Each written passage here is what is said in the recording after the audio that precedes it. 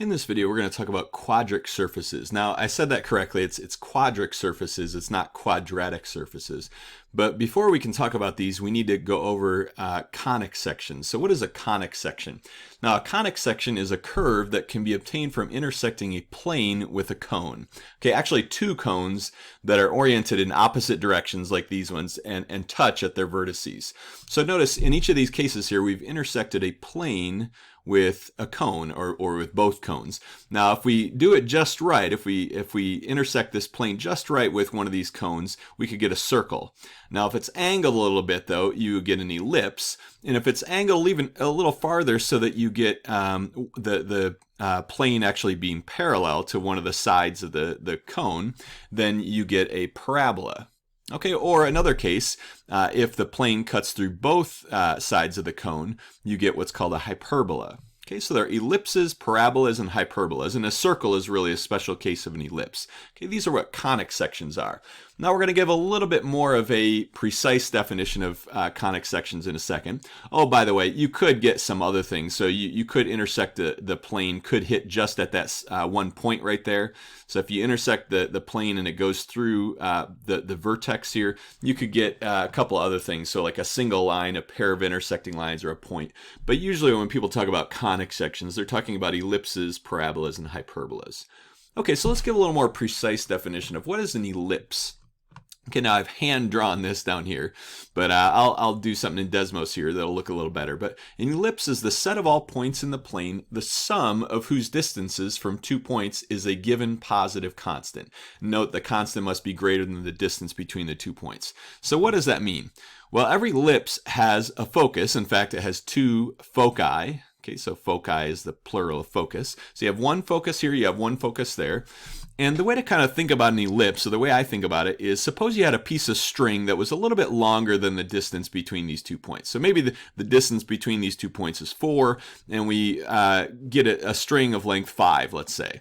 Okay, and what we could do is find all the points in the plane whose total distance from that point to the one focus and that point to the other focus is equal to 5. Okay, now one way to do this is to take a piece of string that has a length of 5 and tape one end there and one end there and pull it tight. And maybe put a pencil right here and draw in that dot. And in fact, you can move the pencil along this way, and this total length of that string is not changing, and what you would trace out would be an ellipse. All the points inside the ellipse, so if this total length here is 5, all the points inside the ellipse would have the property that the distance from here to that point and the distance from that point to this focus would be less than 5. Whereas any point out here would have the property that if you take the total distances, it would be greater than 5. But around here, these are the points. This ellipse is the set of all points, the sum of whose distances from the two foci, the 2 points, is a given constant. Okay, now this is sometimes called the focal axis because it contains the two foci. It's also called the major axis. Okay, and this is sometimes called the minor axis. So every ellipse will also have a center point right here, and this is called the minor axis. Okay, now what is a parabola? Well, we tend to have seen parabolas before, right? We think of things like y equals x squared, right? That graph is a parabola. But maybe you've never seen this definition before. A parabola is technically, it's the set of all points in the plane that are equidistant from a fixed line and a fixed point. Okay, that's not in the line. Okay, so the fixed line is what we call a directrix. So suppose you have some line here, it's called a directrix, and some point that we'll call the focus. And we want to find all the points in the plane whose distance to the line and distance to the focus are the same. Okay, so notice I found one point right here where this length from the focus to that point and that point down straight down to the directrix, that length is the same. Okay, by the way, that'd also be true for a point up here, right? A distance from here to here, it looks like it's about the same as this length. And same thing with here, right? If this is kind of halfway in between, this length would be the same as that length. Okay, every point on this parabola has the property that its distance from that point to the focus and distance from that point down to the line is the same. Now, if you were to pick a point, let's say out here on this side of the parabola, it would be closer to the directrix than it would be to the focus. Whereas, excuse me, if you picked a point inside here, it's the distance from that point to the focus would be less than the distance from that point to the line. Okay, but all the points that are equidistant to the focus and to this line, the directrix, those are points on the parabola, and that's our definition of a parabola. Okay, and you can kind of imagine what happened if you tilted the directrix a little bit, or if you moved the focus farther away or closer to the directrix. How would that affect how the parabola opens up? Okay, but that's the technical definition of a parabola. Okay, and finally, a hyperbola is a set of all points in the plane, the difference of whose distance is between two fixed points is a given positive constant. So notice the difference between this and ellipse. An ellipse had the sum. But notice right here, every hyperbola is going to have these two fixed points that we call foci again. Only this time we're looking at the set of all points whose distance the differences of the distance between the foci is a fixed constant. So think about what's the distance from this point to this point here on the hyperbola, and what's this distance right here? Clearly, this distance is longer than this distance. Maybe the distance from here to here is 3 longer than the distance from here to here. Okay, a length of 3, whether you're talking centimeters, millimeters, inches, whatever. But it's 3 units longer than this distance. Well, that would be true for every point on this hyperbola. So every point, like right here, the distance from here to here would be 3 bigger than the distance from there to this focus. Okay, and same thing even at this point right here. This length would be 3 bigger than this length. All the points along this would have that property. Now, if you picked points over here, it'd be the exact opposite. The distance from this focus to there would be 3 bigger than this distance from that point to here. Okay, so we're looking at the difference of the distances. This distance minus this distance is being a fixed constant, okay, for all points along this hyperbola. Okay, now notice these hyperbolas have these like asymptotes right here, here, and here. Okay. Okay, now let's talk about equations. It turns out that the graph of the equation x squared over a squared plus y squared over b squared equals 1 is an ellipse. Now, I'm not going to prove that or anything, but it turns out that's the case, and it's centered at 0, 0. Now, the x-intercepts of this ellipse are plus or minus a, 0, and the y-intercepts are 0, plus or minus b. So I think probably the best way to think about this is to just go over an example here. So notice what I've drawn is x squared over a squared, where the a is 5, okay, plus y squared over b squared, where the b is 3, okay, equals 1. Okay, and notice we get this ellipse. Okay, now what are the x-intercepts? Where would it cross the x-axis? Notice it's at 5, 0. Now, why is it 5, 0? Well, remember, x-intercepts are points where the y is 0. Okay, points along the y or x-axis have the y coordinate being 0. So if y is 0, what would x be? Well, we'd have x squared over 25 is equal to 1, so x would be 5 or minus 5. So notice 5, 0 and minus 5, 0 are the x-intercepts.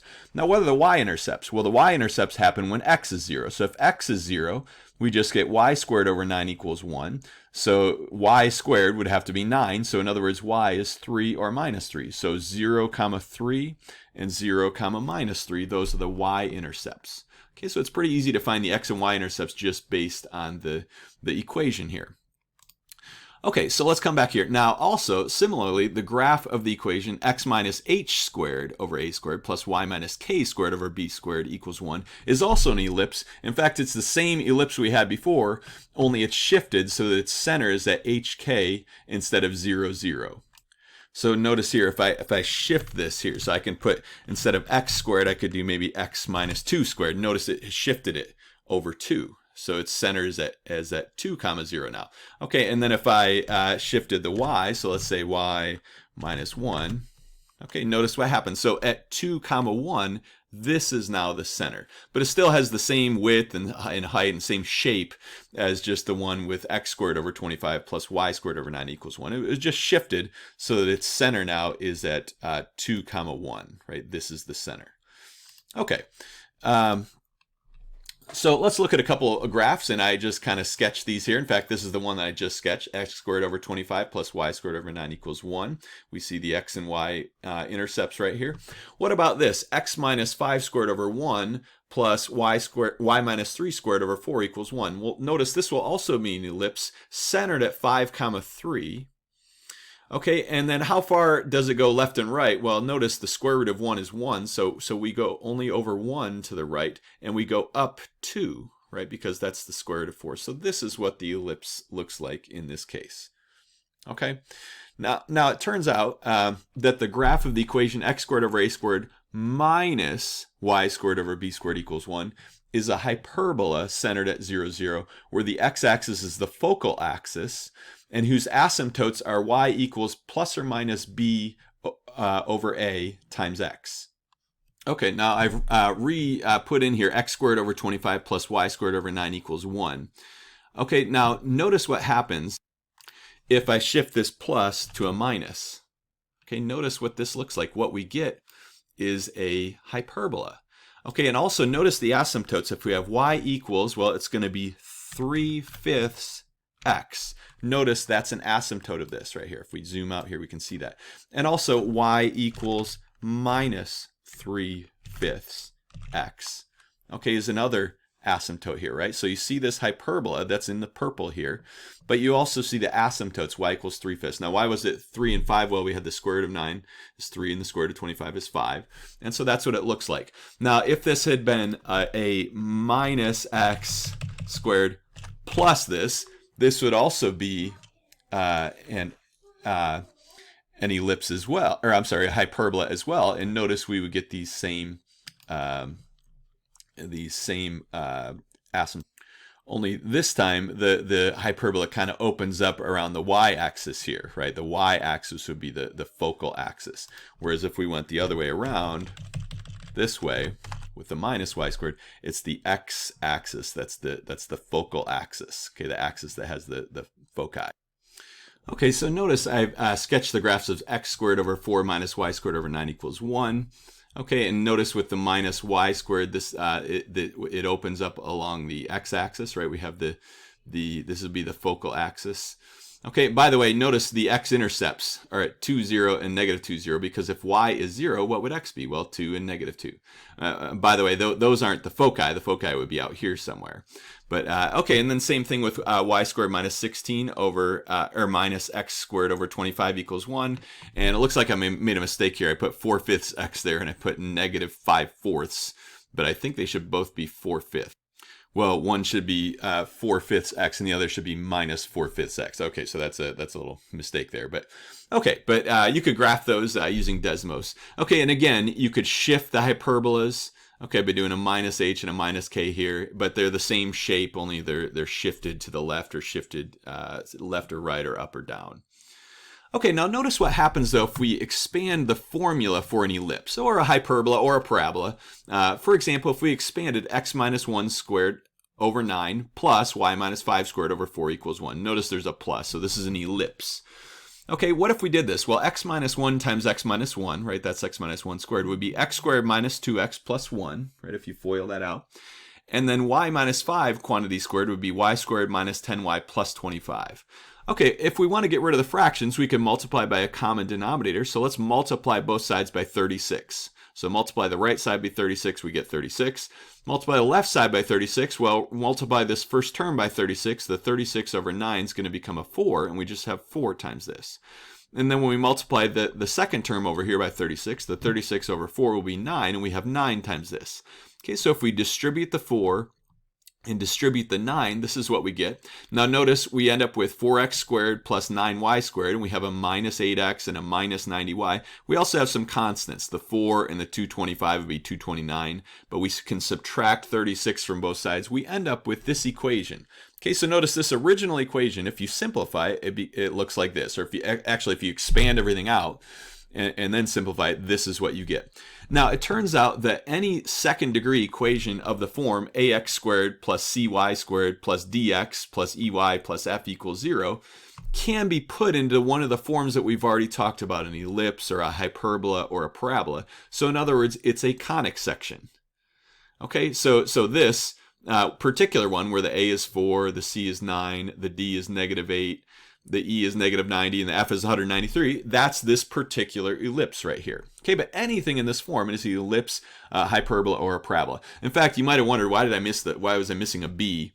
Well, it turns out you could actually expand this a little bit further. If you have BXY in here, so x times y, then it will be a conic section, only it will be rotated. So for example, if it's an ellipse, it may not have the major axis being the x-axis or the y-axis, right? It might not, but it might be kind of, or parallel to the x-axis or parallel to the y-axis. It might be kind of skew so that it opens sort of in a diagonal direction like this. Okay, but and same thing with a hyperbola and a parabola. So if you have that extra term, that's what can happen. Okay, but anything of this form would be a conic section. Okay, so let's now move to quadric surfaces. So with quadric surfaces, we're going to be moving up into 3 dimensions, and so our surfaces will be really 2-dimensional, but they're lying in 3-dimensional space. Now, if a surface, so imagine this wavy looking surface here in blue, is intersected with a plane, so imagine this pink plane just cutting through that surface, the resulting curve that you get where the surface and the plane intersect, that's called the trace of the surface, okay, on the plane. Okay, notice it's this wavy looking curve on that plane.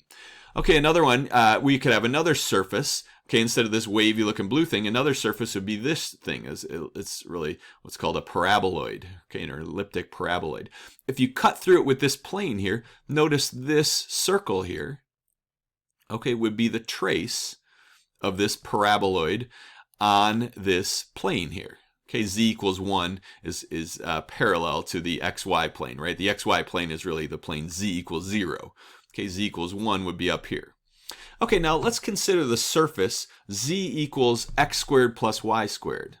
Okay, find the equation of the trace of this surface on the plane z equals 9. Now z equals 9, again, is a plane that would be parallel. That plane would be parallel to the xy plane, right, which is really z equals 0. So in other words, what do we mean? Well, if we let z be 9 here, we get 9 equals x squared plus y squared, but notice this is the equation of a circle, okay, centered at 0, 0, right, centered at the origin of radius 3. In fact, no matter what your k is, as long as k is positive, okay, whether you used 9 or 4 or 7, okay, or 12, okay, you're going to get a circle of radius, the square root of 9, or the square root of 4, or the square root of 7. Okay, and the trace will be a circle. Okay, in fact, this is what z equals x squared plus y squared looks like. Notice, if we looked at, I think there's maybe 9 of these up here, this would be the trace of z equals 9, right? That plane would cut through it in this circle of radius 3. Okay, if we were at a height of 4, okay, z equals 4, the trace would be down here, but it would be a circle of radius 2. Okay, if we were way up to like z equals 25, it would be the trace on that plane z equals 25 would be a circle of radius 5. Now, by the way, if z is 0, okay, then you just get x squared plus y squared equals 0. So x, it'd really just be a circle of radius 0. It'd just be that one point right down there. Okay, it wouldn't even really be a circle. It would degenerate to a single point once you're there. And by the way, if z is negative, notice the x squared plus y squared could never equal a negative number. So notice there's no part of the graph that's down here. Okay, so we kind of got what the graph was looking like just based on this idea of trace. Okay, now this surface is called a paraboloid or an elliptic paraboloid. How would the graphs of these look different? Now notice I graphed z equals x squared plus y squared. But what if we had graphed y equals x squared plus z squared? Or x equals y squared plus z squared? Okay, what would those look like? So z equals x squared plus y squared looks like this. And by the way, it keeps continuing up and up and up. Okay, but I can only draw it so far. Now, if we had done y equals x squared plus z squared, it would be along the y-axis. It would be kind of enclosing the y-axis here. Or if we had done x equals y squared plus z squared, it would be out here along the x-axis. Okay, I forgot to draw on the x there. Okay, now equations, so kind of similar to when we had conic sections, equations, graphs of equations of this form, ax squared plus by squared plus cz squared plus dxy plus exz plus fyz plus gx plus hy plus iz plus j equals 0. Graphs of these types of things are called quadric surfaces. Now notice that z equals x squared plus y squared, that paraboloid we just looked at, is actually a quadric surface because you could write it as negative x squared minus y squared plus z equals 0. Right? We subtracted these two terms from both sides.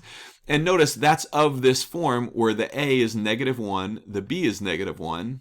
Now the C, D, E, F, G, H, I think those are all 0, but then the I, the coefficient of the Z, would be 1, and the J would be 0, right? So notice we have a negative x squared, so the A would be -1. We have a negative y squared, so the B would be -1. We don't have any of these terms except for the Z one. The coefficient of the Z is 1, right? So notice this is a quadric surface. Okay, some other types of quadric surfaces, and I'm going to draw a picture, would be ellipsoids. So by the way, you can multiply both sides of this equation by a squared times b squared times c squared, and it would get rid of these denominators down here. And you could see that it would turn into something of this form. And in fact, you could even figure out what the capital A, capital B, C, D, and so forth are. Okay, and I'll draw a graph of an ellipsoid. In fact, let me show you right now. What does an ellipsoid look like? Okay, well, this over here is the graph of an ellipsoid. Notice if on the trace of the plane z equals 0, so basically the xy plane, so when z is 0, imagine the xy plane, what do we have? If z is 0, we'd have x squared over a squared plus y squared over b squared plus 0, so that would go away, equals 1. Well, what does x squared over a squared plus y squared over b squared equals 1 look like? Well, it's an ellipse. So the trace of this in the xy plane, right, where z is 0, that would be an ellipse down there. Okay, likewise, if you let the y be 0 and you looked at the xz plane, okay, it would be an ellipse in the xz plane. Okay, and same thing if you let the x be 0 and you looked at the yz plane right here, this would be an ellipse. Okay, so you're getting an ellipse in each of those traces, whether you're looking at the xy plane, the xz plane, or the yz plane, you're getting ellipses. Okay, so this is called an ellipsoid. Okay, notice it looks like an egg shape. Okay, we also have hyperboloids of one sheet. So x squared over a squared plus y squared over b squared minus z squared over c squared equals 1 is a hyperboloid of one sheet. Okay, so notice what we get is this. By the way, if z is 0, so if we're looking at the xy plane, notice that you're getting an ellipse down here. It almost looks like a circle. It could be a circle if the a and the b are the same. But x squared over a squared plus y squared over b squared equals 1, right? That would be an ellipse, right, in the xy plane. Now, what about the yz plane? What about if x is 0? Well, notice we have y squared over b squared minus z squared over c squared equals 1. So that would be a hyperbola. And if you look in the YZ plane, it's a little hard to kind of picture this here, but if you imagine a plane kind of cutting through, like the YZ plane cutting through this surface, it would cut through in a curve like this, and then a curve over here like this. Okay? All right, so a lot of times you can think of these, if like the X is 0 or the Y is 0 or the Z is 0, what do you get? What is the trace? Okay, you also have hyperboloids of two sheets. By the way, notice the difference in these formulas. This one has one minus. It has a plus, and a minus. This has a plus and two minuses. Okay? Oh, by the way, if you look at this one, notice this is kind of enclosing the z-axis around here. They're kind of winding around the z-axis. That's where the plus is. If there had been a minus there and you put a plus with the x1 and a minus with, it would be kind of enclosed along the y-axis, or along the x-axis. Okay, and same thing if the only one that were plus were the y1, okay, the coefficient of the y squared over b squared, and then this was negative and this is negative, it would be kind of enclosing along the y-axis like this is. Okay, and same thing up here. Where the z1 was the negative, it was kind of winding around the z-axis here. Whereas if the one negative one had been around the x, it'd be winding around the x-axis. Okay, so it's only showing one example, but you can imagine other cases. Okay, we also have what are called elliptic cones. Okay, we have z squared equals x squared over a squared plus y squared over b squared. In this case, instead of letting z be 0, you could let z be, say, like 3 or something. So you'd have 9 equals this. Well, notice if you divided both sides by that 9, okay, then what you would get would be an ellipse. So if you looked at z equals 9, you get an ellipse up here. Okay, and same thing down here. Okay, now we also have elliptic paraboloids, or just paraboloids. Now notice we did the case when a and b are both 1. So we did z equals x squared plus y squared, and we said that was an elliptic paraboloid. But the a and the b don't have to be 1, right? But you'd still get the same type of shape. And again, if instead of letting z be x squared over a squared plus y squared over b squared, if you let it be like x equals z squared over a squared plus y squared over b squared, then it would be going out along the x-axis, right? The elliptic paraboloid. And finally, this is probably my favorite one, is a hyperbolic paraboloid. It almost looks like a saddle. In fact, sometimes this point right here is called a saddle point. That's like a saddle that fits on a horse, right? You can kind of sit on this. And by the way, notice if the x is 0, And so you're looking at the YZ plane. Notice that Z equals Y squared over B squared. That would just be a parabola, right? Remember, B is a fixed constant. So like Z equals Y squared over some number, 16 or something. Like Z equals 1/16 Y squared. Notice, and isn't that what you get here is a parabola in the YZ plane that opens up, by the way. The parabola opens up. Now, if the y is 0, you get z equals negative x squared over a squared, which is also a parabola, but that parabola opens down. And notice the parabola right here opens down. So you get a parabola opening up this way, and you get a parabola opening down that way, right? In the xz plane, it opens down, right, when y is 0. Okay, so these ones, I wouldn't memorize everything, but just think about why the formulas are the way they are. Okay, you can think of things in terms of traces. Like a lot of them, you would, setting one of the variables equal to 0. On this one, you'd have to set the z equal to some constant. And then same thing right here. Like if you set z equal to 5 or something, and the a and b were some number, if you multiplied both sides by that a squared, b squared, you get some number here equals x squared plus y squared. So it'd be a circle centered at 0, 0 with a certain radius. Okay, cutting in within that plane. Okay, so by the way, here's something that can help you remember some of these things with the equations. Notice for the ellipsoid, you have no minus signs. Okay, with the hyperboloid of one sheet, you have one minus sign. With hyperboloid of two sheets, you have two minus signs. Okay, right here, notice, by the way, you have a 1 on both sides. You have a 0 on this side here for the elliptic cone. And notice also that for these last two, the elliptic paraboloid and the hyperbolic paraboloid, you just have a z. Okay, you have a linear term. Okay, none of these other ones, they all have z squareds and things, but you have one linear term in these. And then you have a linear term with two negatives for the elliptic paraboloid, and the hyperbolic paraboloid, you have a linear term with one negative and one positive. Okay, so again, I will give you this sheet for the exam, but here's what I want you to be able to know how to do, though. Okay, is this right here, and this is the last page here. Identify the quadric surface. Okay, we have 3x squared minus 4y squared plus 12z squared plus 12 equals 0. So what is this? Well, notice this 12 will give us a little hint. We have a constant. So notice if you go up and look at these formulas right here, which ones have a constant? Okay, this one has a constant of 1, a constant of 1, and a constant of 1. These three on the left. The three on the right don't. Okay, but the constant is always 1. Okay, it's not 12. So what can we do? Well, let's subtract 12 from both sides to get it over here. And so we end up with negative 12 there. Then let's divide both sides by negative 12. So we end up with a 1 there, positive 1. Okay, well, we get 3x squared over negative 12. That's negative x squared over 4. Okay, divide this by 12. We get plus y squared over 3, and it's plus because there's two minuses. And finally, we get minus z squared equals 1. So which of these formulas do we have? Notice we have two negatives here, and they're all squareds. There's no linear terms. So what do we have? Well, we have something like this. Okay, now this one has the negative with the x's and the y's, and the positive with the z's. This one, though, I have the negative with the x and the z, and the positive with the y. Okay, and you can try to figure out what the A, B, and the C are. Notice this is like this over 1. And by the way, 4 is kind of like 2 squared, and 3 is like the square root of 3 squared. But the point is, this is a hyperboloid of two sheets. Okay, a hyperboloid of two sheets. But it'd be oriented a little different than this one. This one, it kind of surrounds the z-axis here, whereas R1 would sort of surround the y-axis. Okay, that's a hyperboloid of two sheets. Okay, what about this one? Now notice there's no constant other than the 0. Okay, but we do have a linear term. We have a y here, a linear term. So that should spark something in our mind that we're really in one of these two cases over here. Okay, we have a linear term. Over here, they made the linear term be z, but I think our linear one was, what was it, y. Okay, so let's get the linear term all by itself by adding the 4y to both sides.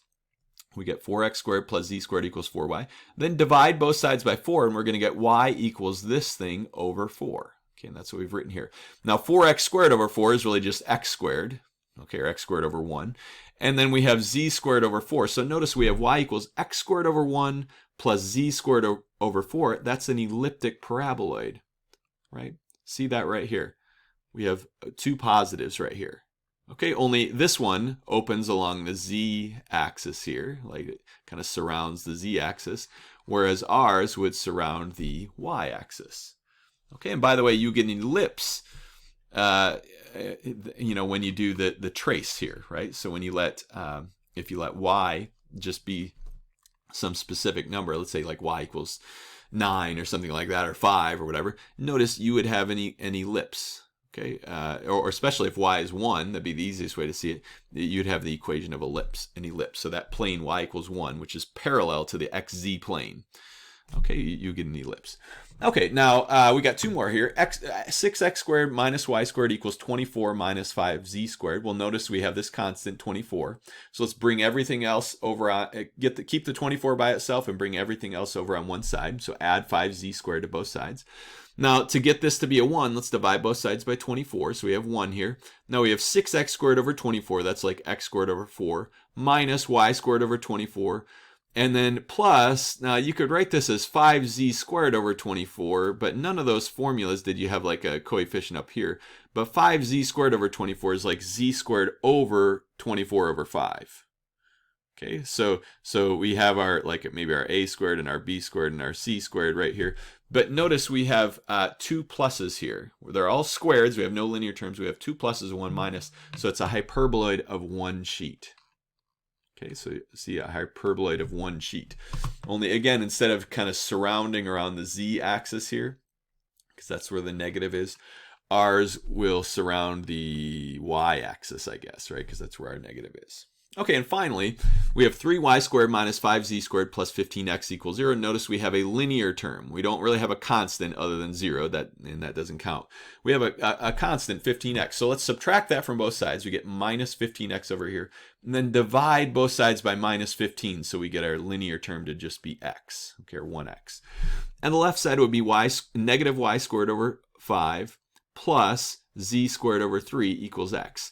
And notice the x equals z squared over 3 minus y squared over 5. Notice that there's a minus there. So this is my favorite one here, right? This is the hyperbolic paraboloid, right? The one that looks like a saddle. Okay. All right, so these are quadric surfaces. So this is the main thing that you really need to do with these, is to identify the quadric surface. So, you know, I'll give you this sheet, and I don't expect you to memorize everything, but it's good to have a good idea where these things come from. They have to do with traces and conic sections.